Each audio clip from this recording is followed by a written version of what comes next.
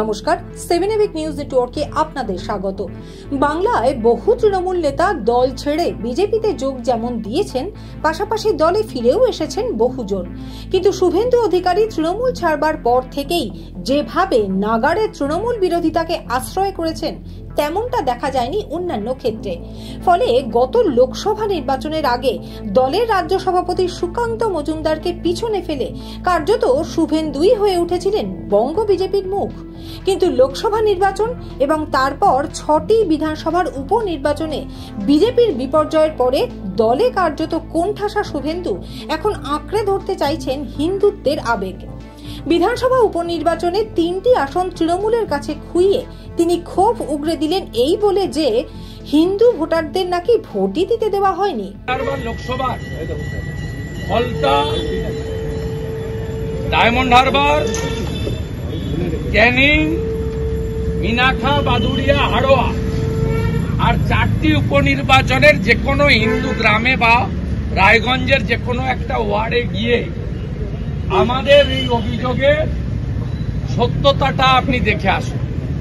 10 তারিখে ভোট দেওয়ার পরে তো কালি এক্ষুনি উঠে যাবে না। আমার কালি এখনো আছে, আমি 25 মে ভোট দিয়েছি। আমি রাজ্যপাল মহোদয়কে দ্বিতীয় বলেছি, আপনার কাছে আসছি, আপনি পড়া বলছেন, আপনি এমনকি রিপোর্ট চাইছেন।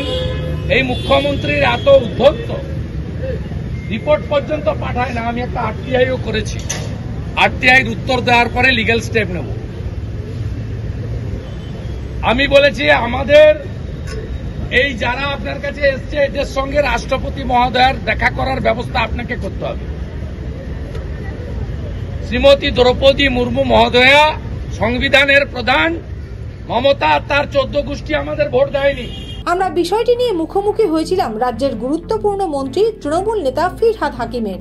তার ছোট্ট জবাব, পায়ের তলার মাটি হারিয়ে শুভেন্দু এখন 2 কান কাটার মতো আচরণ করছে। পায়ের তলায় মাটি নেই, প্রেসের দয়ায় বেঁচে আছে। পরপর হার, মানুষের 1 কান কাটা হলে দেওয়াল ধরে যায়, 2 কান কাটা হলে নির্লজ্জের মতন ঘুরে বেড়ায়। ব্যুরো রিপোর্ট, 7 এভিক নিউজ নেটওয়ার্ক, কলকাতা। আরো বিভিন্ন খবরের আপডেট জানতে হলে অবশ্যই সাবস্ক্রাইব করুন 7 এভিক নিউজ নেটওয়ার্ক চ্যানেলটি, কারণ আপনাদের একটা সাবস্ক্রিপশন আমাদের কাছে অত্যন্ত মূল্যবান। জয় হিন্দ।